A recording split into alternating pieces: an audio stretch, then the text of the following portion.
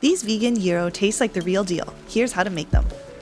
Make a homemade seitan with beans, tamari, oil, garlic, and nutritional yeast. Add vital wheat gluten, oregano, thyme, smoked paprika, and pepper.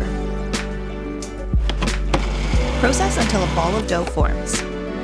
Then, you want to knead the dough for a couple minutes, which gives seitan its stretchy and chewy texture. Form it into a rectangular block, then wrap it in foil and bake.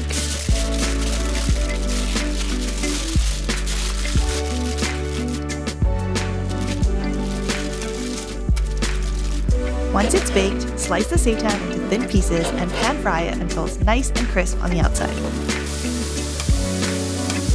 To assemble, take some fluffy pita, top with vegan tzatziki, and then pile in the filling and toppings. Here we use cucumber, lettuce, tomato, and onion.